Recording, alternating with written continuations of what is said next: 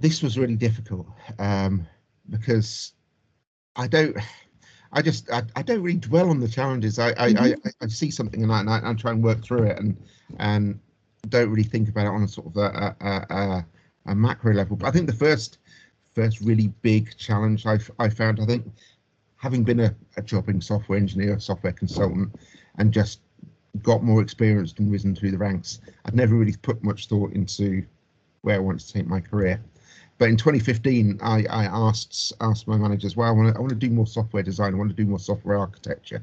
And weeks they'd given me a project and told, and I was in complete control of the project. There was me and there was a project manager who was absolutely wonderful.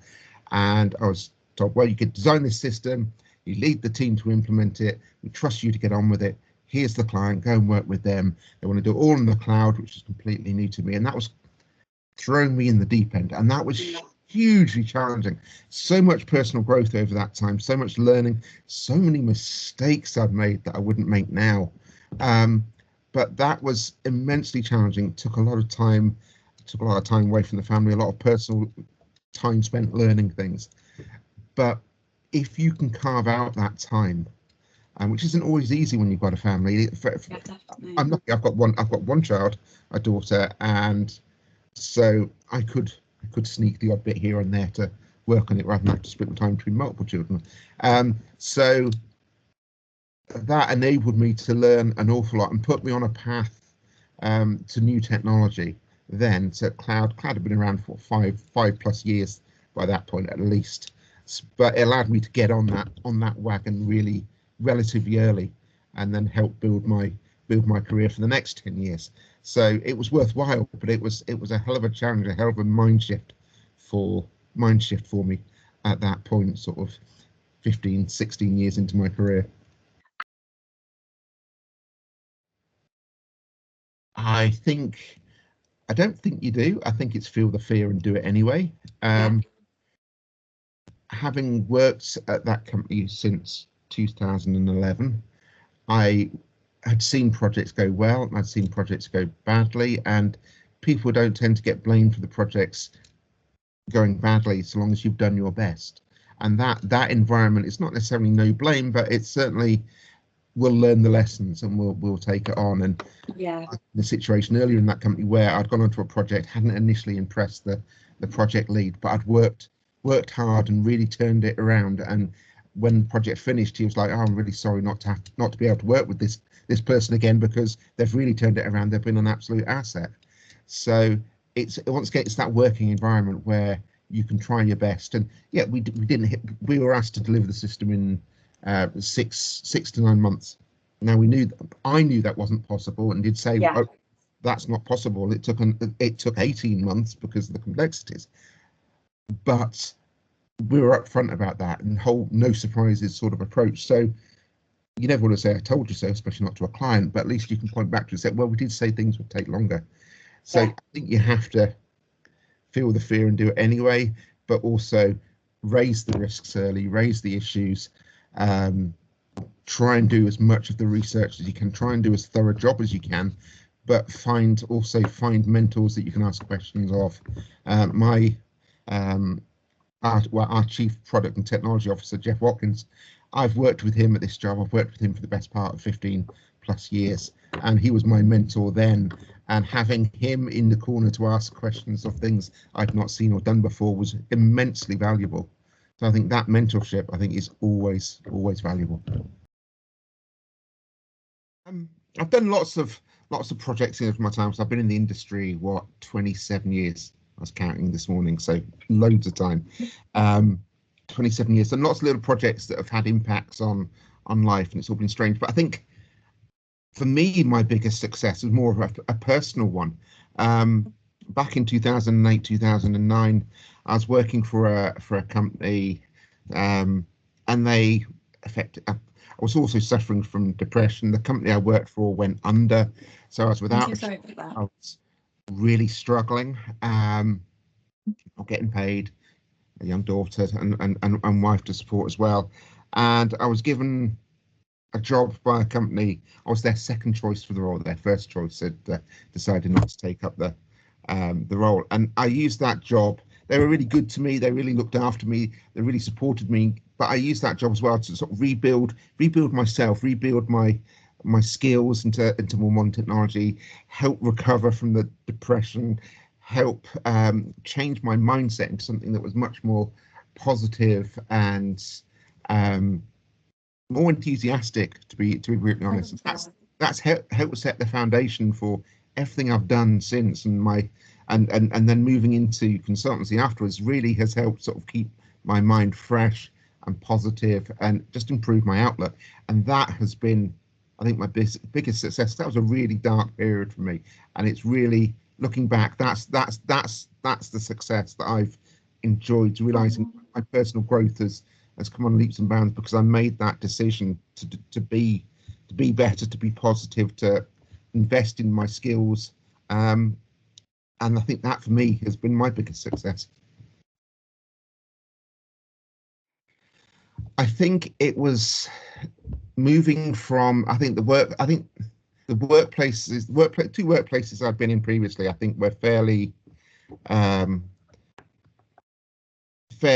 critical. And I think I moved to a workplace that was quite open, quite supportive. The people there were lovely, and the technical team around were open to new ideas, new technologies, to training, to trying things, to experimenting. And that allows you to do a little bit of research, do a bit of work to work out what direction the company wants to go in, to learn something new, which is always good. But then if you've learned something new, you can bring it to the table and they can go, oh yeah, that's brilliant, we'll go off in that direction.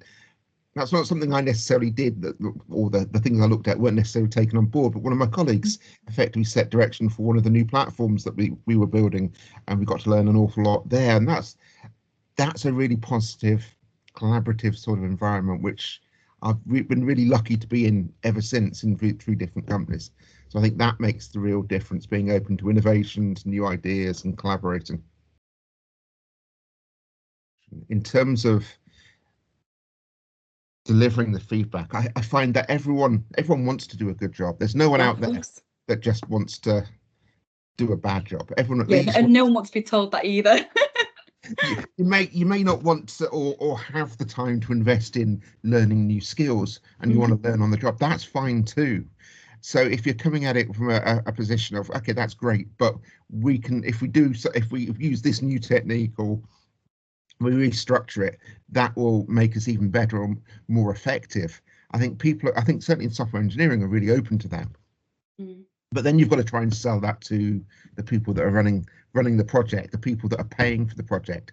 So you have to find the business benefit in it as well, to try and sell it, to make the time for it. I remember on a project back in 2014, 2015, we rewrote the testing framework 3 times over the course of 18 months because we thought we could do it better. But every time we delivered improvements in the way we wrote tests, how easy the tests could be understood by our stakeholders, to the point that it was using behavioral driven design, and it was really, we got it down to a really simple process of mapping the steps to the actual tests, so that it was really quick to develop those tests. They're really easy to be understood, which made the whole process of testing easier. It made the whole process of sign off easier, and we really accelerated our delivery through that. And we completed a project which, to be fair, the company we were working for had failed to deliver twice already, and it was a mission critical system for them. They'd spent millions on it. I think it's find the support and mentorship to help you grow into that role. Whether you're in a position where I am, which I'm really lucky, I've got a group of heads of engineering around me that supported me as I came into the company, plus really helpful directors and CPTO as well, that they're there to help explain as much as explain what the job is, because you only understand a fraction of it from the job description. But I think it's getting the support so you can understand what your organisation is if you've come in from outside and get a handle on it, or just someone to support you with the transitions, be your sounding boards when you're not quite sure how you should approach a problem, because coming into a head of engineering role from a principal role, yeah, you've done some of it. There's a lot of management. It's more management than technical. But there's the problems you tackle, the uncertainty you deal with is much bigger. So even if you can't find the support within your company, reach out to people online. LinkedIn, reach out to me. I'm always happy to help. Because that advice, that sounding board, that mentorship, I think gets even more important as you. What's probably just as important, maybe more important, as you go up that management chain. And doing team leadership, that's only a fraction of it when you get to the head of level, because you're also trying to manage the people above you as much as you're trying to manage the people of course and you work with. So that would be my advice. There's a meet and mentor group which I was invited to through one of my LinkedIn contacts, which I haven't really got hugely involved in because I've not had the time, but they were really friendly and were welcoming, and they will pair you up with someone that can mentor you, or they could so help you mentor someone. So trying to find that group is really good. And there's also local meetups, because even if it's on a more technical level, you go to a local meetup about cloud or something, you'll still find people at the head of engineering level that you can go and talk to and firstly socialize with. It's always good to have a drink with someone, but you can talk about your experiences, and that becomes mutually supportive, which is also really helpful. Sustainability in software engineering has been something I've been not doing anything about, but getting interested in over the past year or so. There's some I did a base level certification at the Linux certification group around sort of sustainability and carbon costs of software and so on. And it's really made me think, because our cloud providers are really good on some of this stuff and giving us the information about the carbon that's is embedded in the actual systems, as well as the carbon that you're then using as you use the services, and so you can tweak things that way. But there's a whole heap of things that I strongly believe that we can do around software architecture and writing software as well, that we're not teaching in universities. When I went through in university, I finished in 1997. One of my lecturers was saying, "Oh, you only need to learn this most simple version, sort of sorting algorithm, because computers are always getting faster and memory is always increasing, so it doesn't matter learning anything more efficient." Now that's a complete fallacy, because time is money, because you're going to be using more electricity, so that's a cost. But now we're seeing that those costs, those impacts are much broader in terms of changes to the planets. And my daughter, she's done a computing course at university.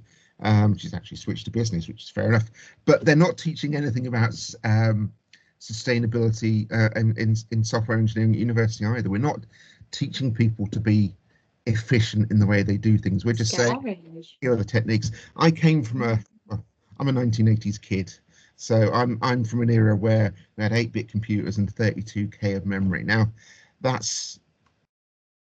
we've exploded in terms of the power and the resources we have now. My phone could do what my Acorn Electron could do 100 times over, 1 million times over. So we don't have to be as efficient with what we do, and it's sad to think we've lost some of that, because we now need that. We need that skills to be efficient in what we do, to help reduce our impact on the environment. Computing's such a big industry. It's only getting bigger as well. Yeah, even small marginal gains across the world would make an impact which would be worthwhile, and we've all got to do our bit. So I do think we've got to work out how we educate everyone, because it's got to be at every level of the industry at the moment, to write software that's more efficient. Make sure we use caching appropriately, make sure we're not looping and doing sort of at simple level too many for loops or iterations around loops that we don't need to do. So I think it's with the advent of AI, which is an extremely energy intensive process. I think the focus is going to become increasingly on how we make things more sustainable and more efficient in terms of resource consumption, as well as how long it takes to do things.